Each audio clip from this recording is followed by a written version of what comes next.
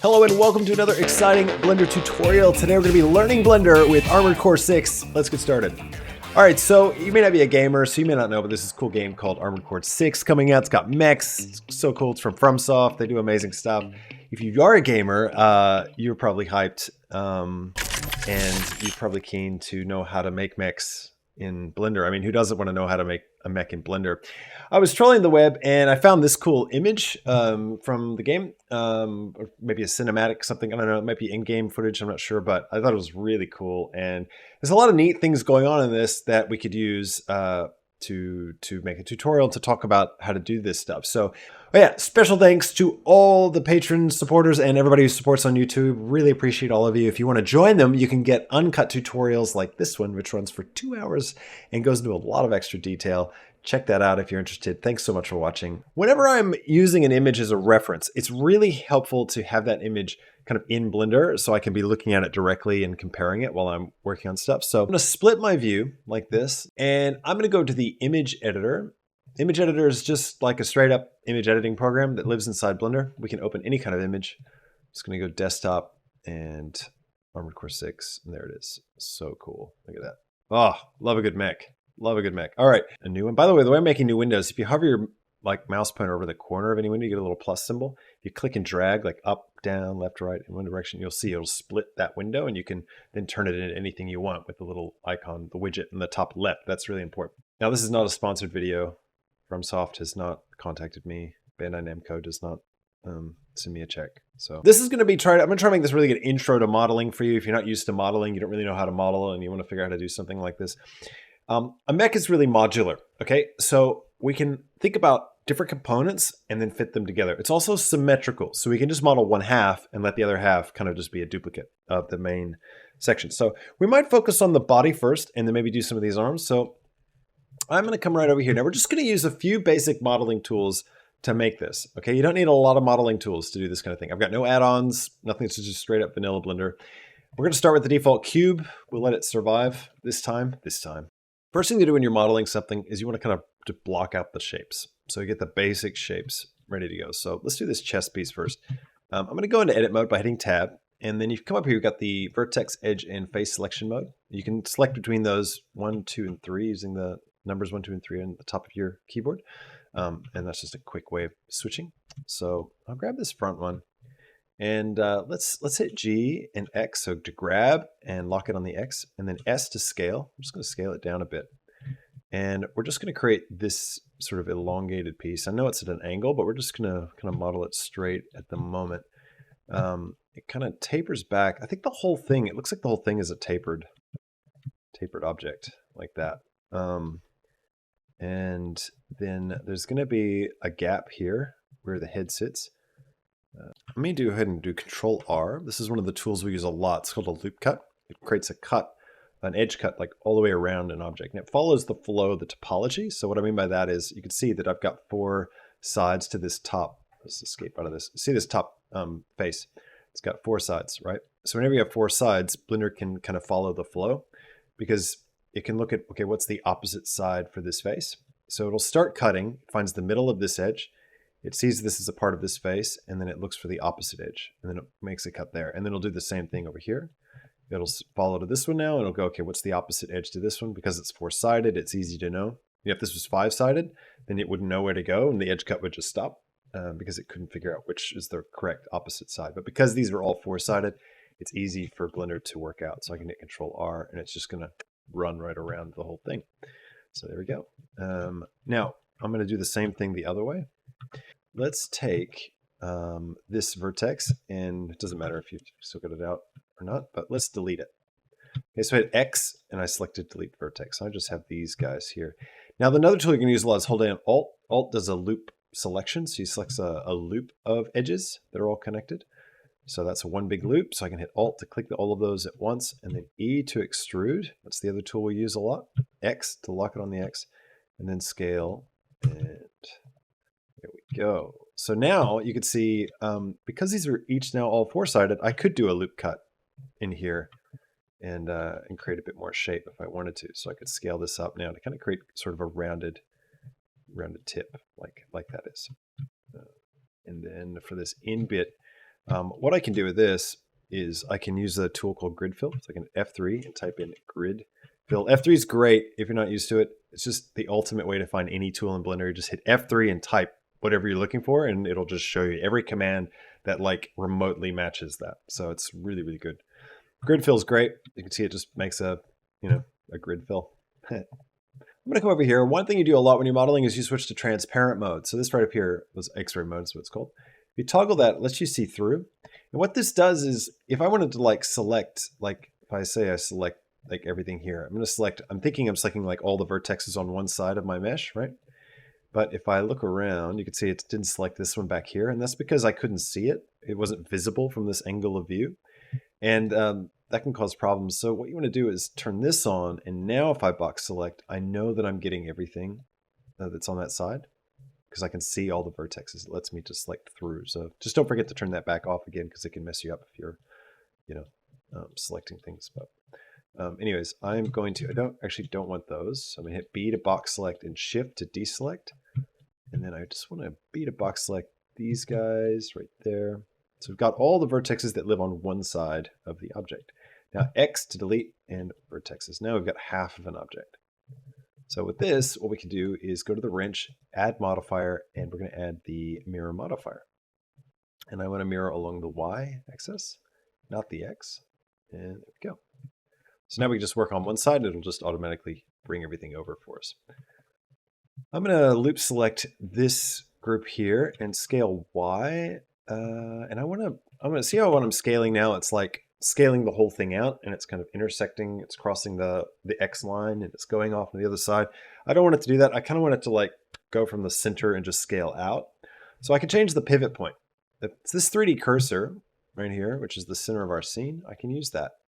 So let's go here to the pivot point selection.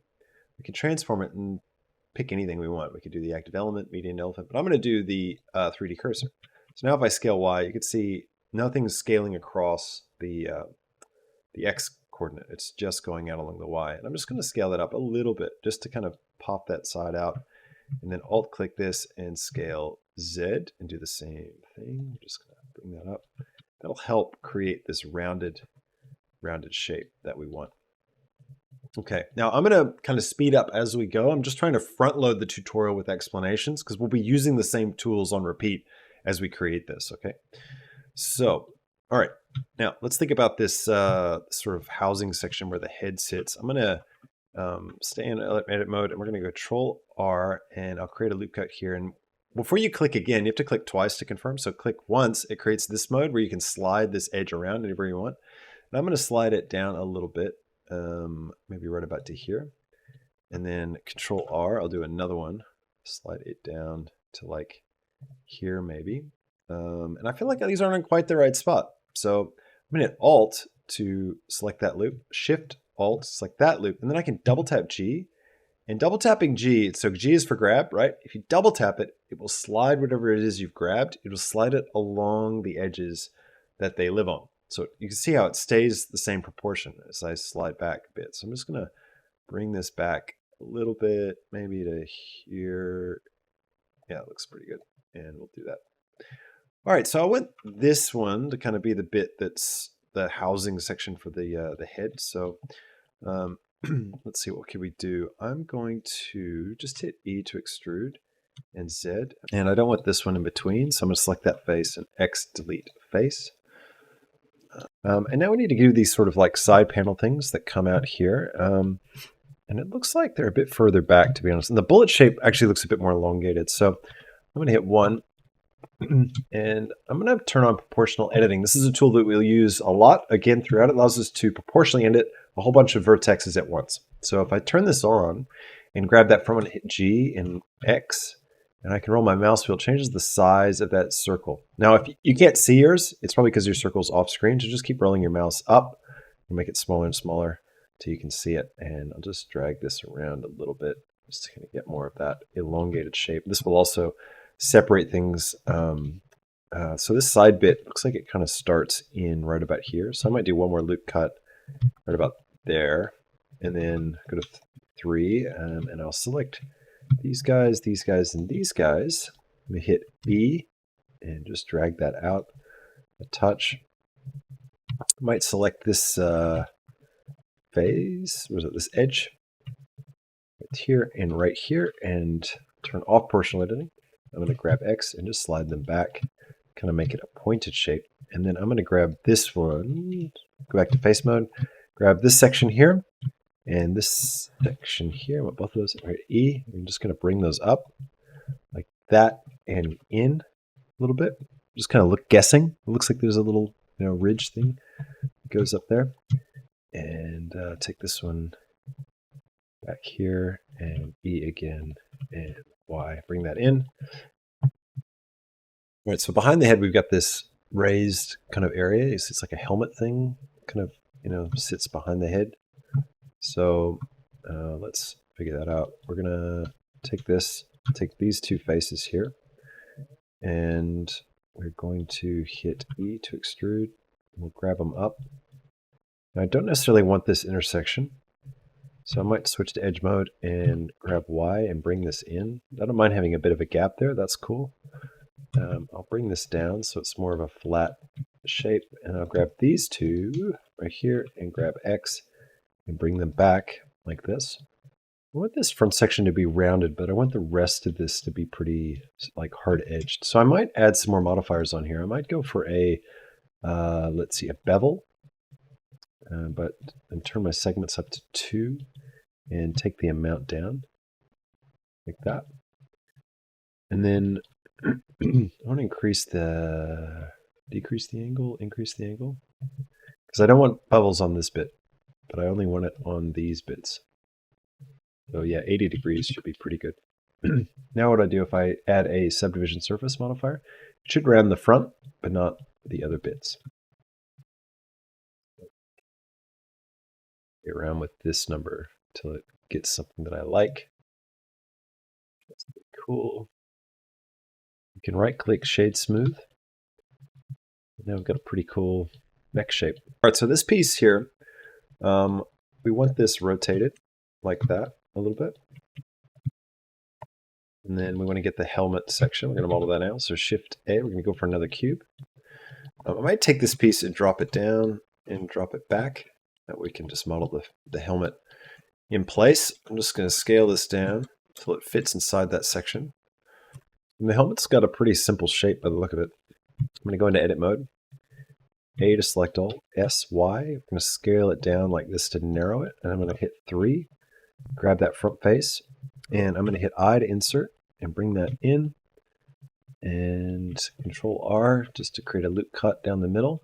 Scale Y to widen that loop cut. And then 3 to go to faces, grab those two faces, and we're going to E and X and bring that in. So, and then let's see, this back section, let's grab these guys, and I think we need to bring them out a bit. Might bring the object up a bit. Let's model it outside of the housing, just so we can really see it. It's going to scale Y a little bit, and then maybe E, and then scale Y again, that, and then E, scale Y, and E, and then scale it down a bit, something like this. I think cool. You can see I'm just like kind of aiming for that shape. I'm gonna hit 1 to go to vertex mode, scale Y and bring these out, just to kind of taper out the whole shape. It's cool. And then 3, let's grab the top. I'm gonna hit E, oops, I want all of the top. That, there we go. E, and actually gonna scale a little bit, and then E and scale, and grab SID, like that, and then E, E and scale. Kind of create that top portion. I might Control plus, that expands my selection. So it's a way to kind of reselect some stuff and scale the whole thing down, bring this down. Let's go ahead and put on a subdivision surface on this and see what it looks like. And a bevel. Bevel first. Segments 2. And I'm going to right click and shade auto smooth. That'll keep some edges hard and some edges soft. I might just make a few more panels on this. So I'm going to go to 3 and select the top ones here, like that. E and scale. And then I to insert. That's a new one we haven't done yet. Insert just creates like an inner polygon. It's sort of like extruding and scaling. All right, cool. Now we're going to put in the sort of the cylinder camera things. So I'm going to go Shift A cylinder, grab Z, rotate Y 90 degrees, scale that down, grab X, bring it forward. And then I'm going to go into edit mode. I'll select this face and hit X to delete. And then I'm going to go to edge mode and alt click that edge loop and then E to extrude and scale it down. I might bring it forward and then E, scale, and then bring it back, E, and scale, and bring it in, and then F3 grid fill. Close that off. And then we can right click auto smooth and down, maybe scale it a little bit, and then Shift D, bring it down. Small one maybe. And then we can shift click both of those and then shift click this and then Control P. That will parent it to the head object. So now we can just move it around as one piece. All right, so at this point, we've kind of hit the main modeling tools that we're going to use to build out all these shapes. Now, the key with this strategy is we're going to model a few key shapes, and then we're going to duplicate those shapes and use them over and over again. So by using the same tools over and over again, so the loop cut, the extrude, the bevel, all these tools, repeated, I can model out a few key shapes and then duplicate those shapes and reposition them. So machinery has a lot of repeated shapes. So you can get away often with modeling something that's a little detailed and then duplicating it and moving it around. Now, we have the advantage of this image is going to be a bit dark and a bit moody, so we can hide some of the lack of detail. And we can let the shader do a bit of work as well, along with the compositing. So the main thing is we want a good base mesh that has a good outline and a good shape so that when you look at it, you can identify what it is you're looking at. So you can see here, I'm just I'm just duplicating elements and positioning them in different spots in the frame to try and create the look that I want, the right kind of robot, the right kind of mech. I can't say robot. It's like offensive to mech people. So it's kind of a cool shape. We could use this more for the body. Same with this. So I'm going to take this one and I'm going to Shift D to duplicate and rotate this guy and just bring it in here. And then I'm going to scale it up and scale Z. I'm just going to reuse some pieces for the body itself. Actually, we could probably even do this. Let's hit Z 90. Just clear out. I'm going to clear out all the rotations actually. And then rotate X 90. And then rotate Y 90.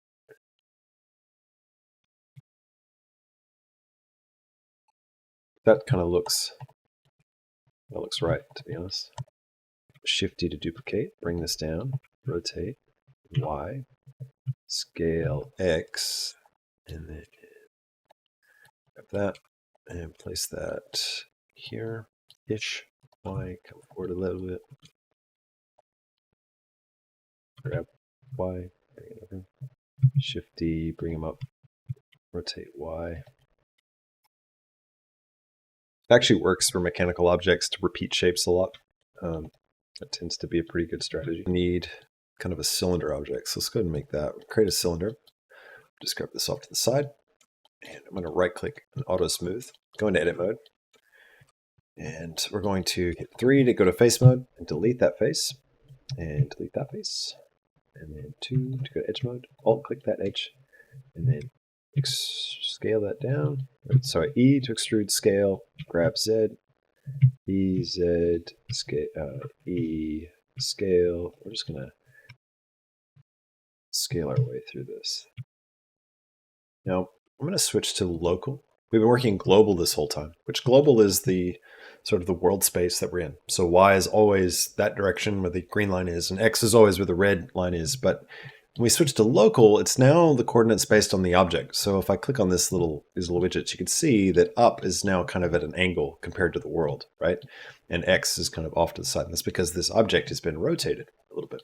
And this is handy if you kind of move something around a little bit, you know, like this. If I rotate Y, you can see it stays with me. Now I can S scale, and you see it's going to scale on like the, you know, the up and down direction of the object as opposed to the world. Likewise, I can move it out in the direction that it's already facing. So it's really, really handy for that kind of thing. And then we're going to use the same shape, scale it down.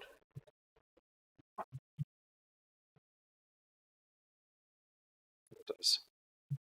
Go into edit mode on this guy and do a bunch of loop cuts like that, and then Control B to bevel, and then that, and then E and scale them up, Shift X maybe, so they just go up. All right, cool. Now how do we take something like this and make it look like that? So this is the next step. So let's we'll keep these up as a reference, and we're going to go ahead and switch over to rendered view, and I'm going to take, there's a one light in the scene, I'm going to get rid of that. I'm going to create one sort of directional light. So Shift A, light, sunlight, and bring that around. Just want it to hit things really strong. Now we need to create a look that's just like this. And one cool way of doing that is actually to use this image in the world shader. And we'll set this to the shader editor. All right, cool. So let's switch to the world first. And we're going to grab this image. So I'm going to go for an image. Actually, I'm going to grab an environment texture. And I'll open, and I'll just grab the same image. I'll plug it into the color. And that way it's using the color scheme from this image in my world, all right? And I'm also going to turn off like the world and the widgets and stuff. Now it doesn't make sense to see this in the background. It might make sense actually. Let's see what we go with depth of field and stuff. I'm going to grab a texture coordinate node and a mapping node. And I'm going to plug this into the generated and the vector into the vector. Now I can rotate this HDR around and just see if there's a spot in the image that makes sense. So let's go ahead and get a blanket material going on this guy. So I'm going to select one of these pieces. And we're going to go back to object mode in the shader. And I'm select new. And I'm going to go and assign this to everything. So I just need to move this camera. I'll move this camera out to the scene collection. And then I'm just going to right click on the collection and select objects. And then I'll go to the, let's see, I'll shift select one of them. Do that again. I'll select the first cube, right click, select objects. And now I can go to the shader right here, grab this new material that I've made. Or this base one, doesn't really matter. Which one do we have in this? I'll just go with material. And then I'll click on this drop down and copy material to selected. That'll put it on everything. We've got it here. You can see there's 24 objects that have this material assigned. So I pull this Mech metal. And we are going to, first up, we're going to turn roughness down, make it quite reflective. We're going to turn specular up. We're going to turn metallic all the way up. Okay. We're going to take the base color down.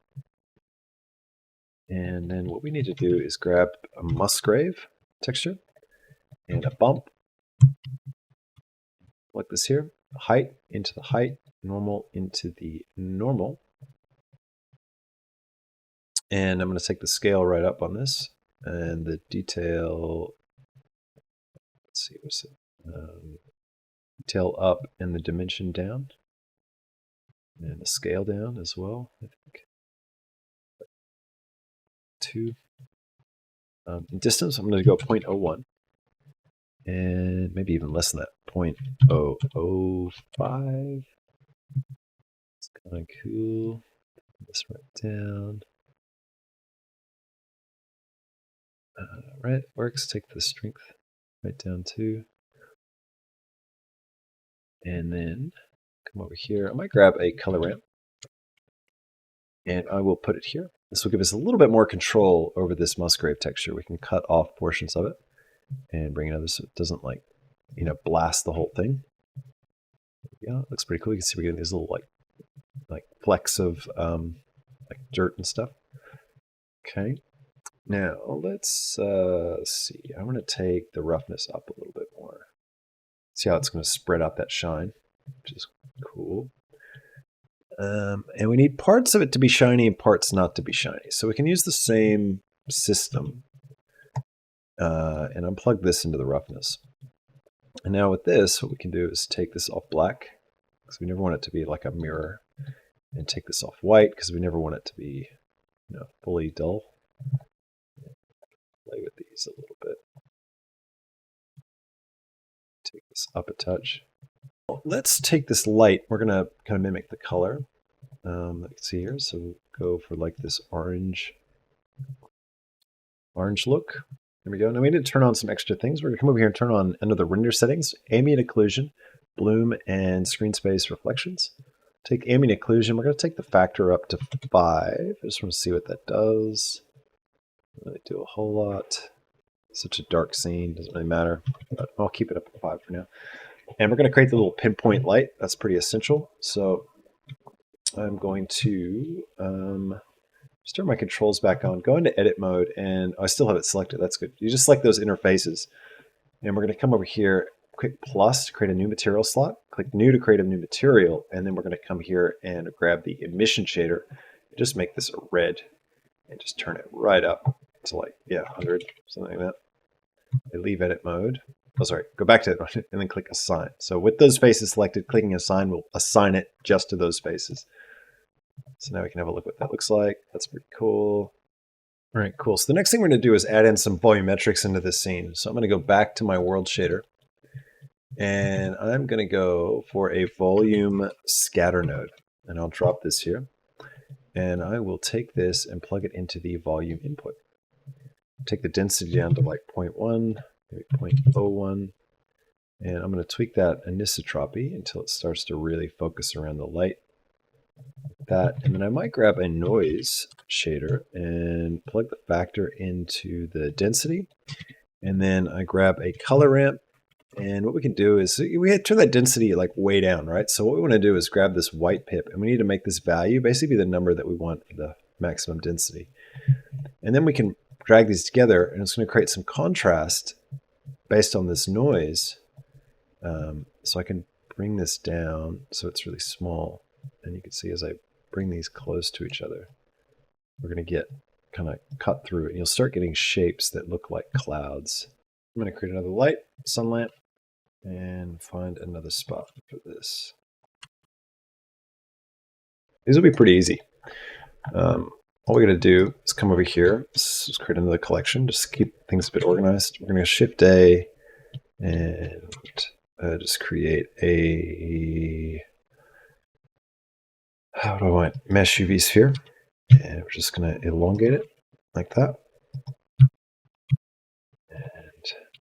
And that. And we're going to come over here to material and create an emission shader like that. Give it a tiny bit of yellow.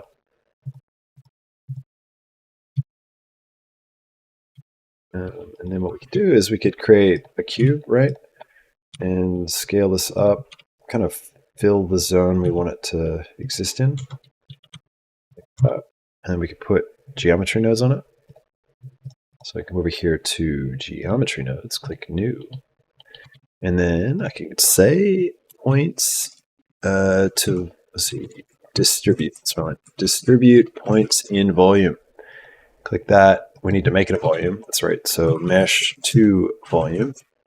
Drop that there. And then instance on points.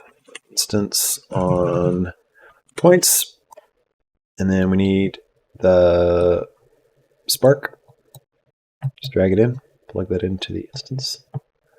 And relative. And then we're going to go for a random. Plug this in. And set this to vector. And plug that into the rotation. Turn these guys up a bit more. That's pretty good. I might take the scale down a touch. It's pretty cool. We could do the same thing for debris. Like I could Shift D duplicate, come up here and click that. So now geometry nodes is a new geometry node system. And instead of using that, I can come over here and grab like a mesh isosphere and turn it off. And then go back here and then use that as the object. So isosphere, select it. And they're not going to be glowing.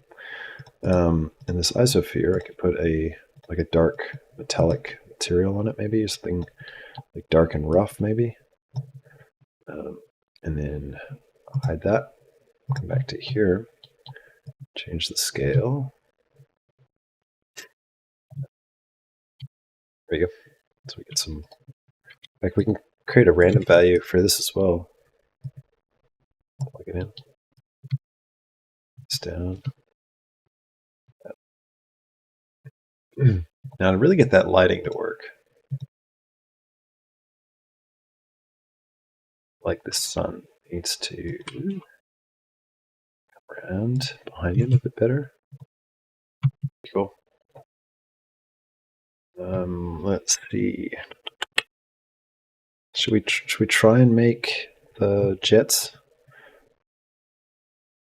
Let's do some jets. Why not? We're here. Let's see. We'll grab a cone. Rotate. Scale Z. Scale Z. Edit mode. Turn handles back on. Turn off portion editing. Control R. Actually, no, Control R. Oh, that's right. These don't really work. Let me get rid of that vertex. We're going to alt-click that. E and scale. Scale that up a little bit. Duplicate it with Shift D. And then I'm going to come over to the shader editor, click new. And I'm going to come over here and we're going to grab, what do I want? A gradient. Gradient texture. And we want this to go into the, I'm just going to pop this into the emission here. And I'm going to go for a texture coordinate node. Grab this here. Go for a mapping node. Pop that there. Generate it into the vector and vector into the vector. And what we'll do is we'll just rotate it around. I need to see let's zero that out and zero the Z out. And we'll try -90. And then let's move it along the X. Yeah, perfect. Grab a ramp, color ramp, drop this here. And what we can do is create a couple of different levels to it. So I can just create a couple of pips, make that one like a bit darker.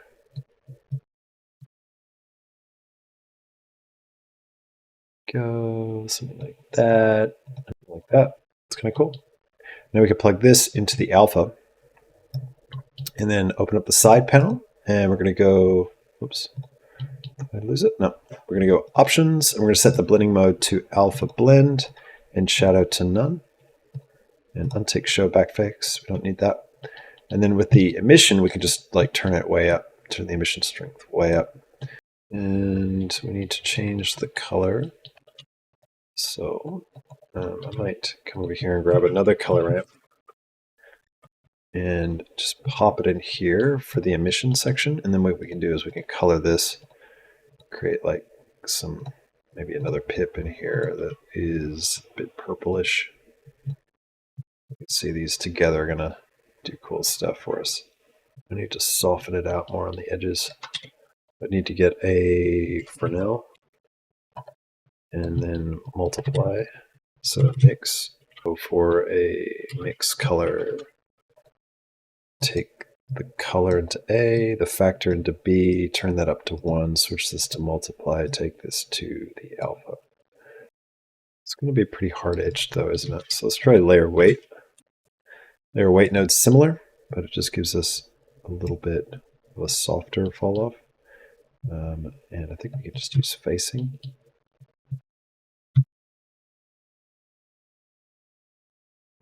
Need to invert.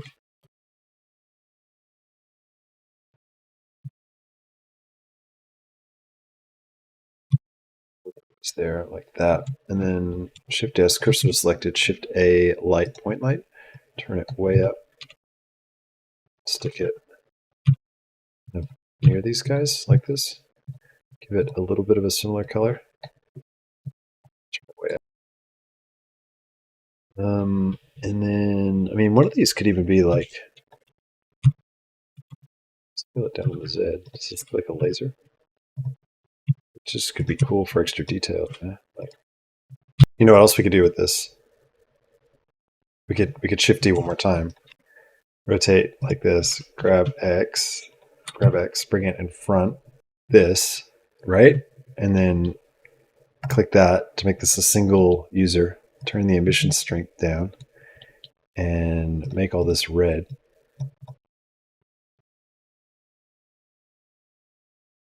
Right? Let's see where we're going with this. Line it right up. And then Shift D, scale Z, -1. Grab Z over. Take that emission strength down. No, we want it up. So it's the alpha we want to be dropping. So take this white and we'll just bring it right down. Well, there we go. I mean, I feel like we need to put compositing. Like, let's do it. Let's just do it. I'm going to switch viewport compositor on these nodes. If we grab a lens distortion node, drop it there, disperse 0.1. I mean, yeah, that's going to look, that's what we need. 0.05, turn it down a little bit. Distort 0.1, maybe -0.1, -0.05. Bit jitter. Add some noise into it. RGB curves.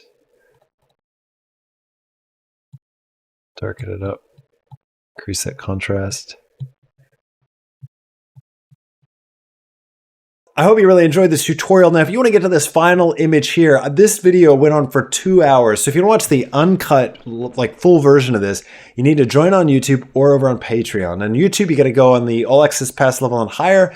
On Patreon, you can join at any tier and you get access to the uncut tutorials. And they just tons of extra detail that I can't keep in the main tutorials here. So if you want to find out how I get to this final image, go check that out. You can catch it all the stuff that's been cut out here for time. But thanks so much for watching. Hit that like button. Don't forget to leave me a comment and please subscribe to the channel. And I have no other things to plug. So thank you for watching. I'll catch you in the next tutorial. Until then, have a fantastic week. See ya.